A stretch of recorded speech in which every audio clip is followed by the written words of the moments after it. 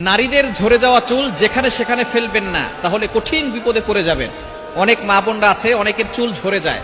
এই চুল ঝরে যাওয়া, অনেকের চুল ঝরতে ঝরতে একেবারে চুল নাই হয়ে যায়। যাদের চুল পড়ে বেশি তাদের জন্য একটা টিপস দিয়ে দেই। আপনি কোরআনের একটি আয়াত করে জাইতুনের তেল, অরিজিনাল যেটা আছে সেটা, জাইতুনের তেলে ওয়াইদা মারিদতু ফাহুয়া ইয়াশফিন, এটা পরে ফু দিয়ে মাথায় তেল দিবেন, দেখবেন মাথায় চুল বেশি পড়বে না, আপনার চুল মজবুত হবে এবং চুল শক্তিশালী হবে। আপনি জাইতুনের ব্যাপারে আল্লাহ তাআলা নিজে কোরআনের ভিতরে, কারিমের ভিতরে আয়াত নাযিল করছেন, অতীন ও জাইতুন, এই জাইতুন তেল আপনি মাথায় ব্যবহার করবেন। ওয়াইদা মারিদতু ফাহুয়া ইয়াশফিন, এই দোয়াটা পরে কোরআনের একটি আয়াত করে আপনি ফু দিয়ে দিবেন। এবং পাশাপাশি এই চুল যদি উঠে যায়, ঝরে যায়, অনেকে দেখবেন মাথা আঁচড়ালে চুল পড়ে, এই চুল যেখানে সেখানে ফেলবেন না, কেননা এই চুল দিয়ে আপনাকে জাদু করে ক্ষতি করতে পারে। নবীজি সাল্লাল্লাহু আলাইহি সাল্লামের চুল মোবারক দিয়ে কিন্তু জাদু করা হয়েছিল। নবীজি সাল্লাল্লাহু আলাইহি সাল্লামের চুল মোবারক নিয়ে, চিরুনি থেকে এক ইহুদি মহিলার চুল নিয়ে 11টা গিরা দিয়ে জাদু করেছিল।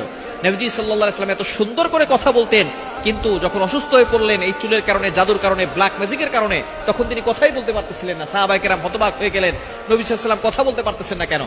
আল্লাহ পাক রব্বুল আলামিন ফেরেশতাদের মাধ্যমে জানিয়ে দিলেন যে আপনাকে জাদু করা হয়েছে।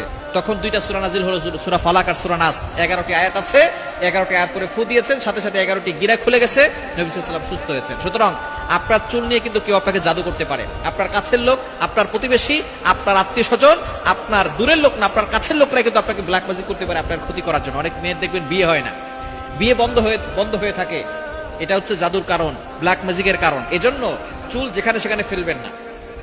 এবং অনেকে আবার চুল বিক্রি করে, চুল ওইগুলো যেখানে সেখানে পায় সেটা নিয়ে চুল বিক্রি করে, এটা কিন্তু সম্পূর্ণরূপে হারাম। মানুষের অঙ্গের কোনো অঙ্গ বিক্রি করা হারাম, কারণ মানুষের অঙ্গ, প্রত্যেকটা অঙ্গ প্রত্যঙ্গ হচ্ছে সম্মানিত, এগুলো বিক্রি করা হারাম, জায়েজ নাই। সুতরাং আপনার চুল অন্য কেউ বিক্রি করতেছে, আপনি বিক্রি করতেছেন না, কিন্তু আপনি যে ফেলে দিচ্ছেন, আপনি তাকে ফেলে দিয়ে সহযোগিতা করতেছেন, সে যে বিক্রি করতেছে, এই জন্য আপনি গুনাহগার হবেন। এই জন্য চুল আপনি যেখানে সেখানে ফেলবেন না। কি করবেন? এটা মাটিতে পুঁতে রাখবেন। অনেক নারীরা আছে চুল খোলা রেখেই তারপরে ঘর থেকে বের হয়।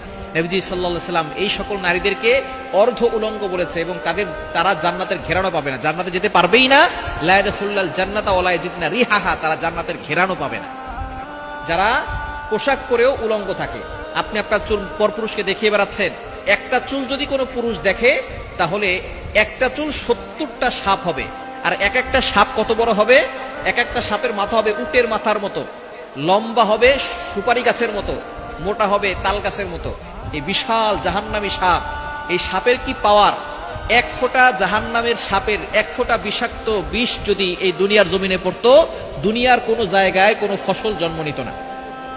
কেন ইমাজিন, আপনি কল্পনা করতে পারছেন কতটা বিষাক্ত হলে এক ফোঁটা বিষের কারণে দুনিয়ার কোথাও কোনো ঘাস জন্ম নিত না, কোনো গাছ গাছালে জন্ম নিত না। সেই সাপ যদি আপনাকে দংশন করে, কতটা ভয়ঙ্কর হতে পারে! আর আপনি চুল দেখাচ্ছেন পরপুরুষকে। খবরদার মা বোনরা, খুব সাবধান। আপনার স্ত্রীকে সাবধানে রাখবেন, আপনার মেয়েটাকে সাবধানে রাখবেন। আপনি সবকিছু আপনার মেয়েকে দিচ্ছেন, আপনার স্ত্রীর খরচ দিচ্ছেন, কিন্তু তারা বেপরোয়া ভাবে চলাফেরা করতেছে। আপনি যদি তাদেরকে নিষেধ না করেন, আপনাকেও কিন্তু আল্লাহর কাঠগড়ায় জবাবদিহি করতে হবে। এজন্য এই চুল যেখানে সেখানে ফেলবেন না, এটাকে ঢেকে রাখবেন। নারীদের সৌন্দর্য হচ্ছে চুলে। এই চুল শুধু আপনার স্বামীকে দেখাবেন, যারা দেখার জায়েজ তাদেরকে দেখাবেন, যাদেরকে দেখানো হারাম তাদেরকে কখনো দেখাবেন না। এটা এক একটা সাপ, এক একটা চুলের কারণে 70টা সাপ হবে। এই জন্য সবসময় সাবধান থাকতে হবে।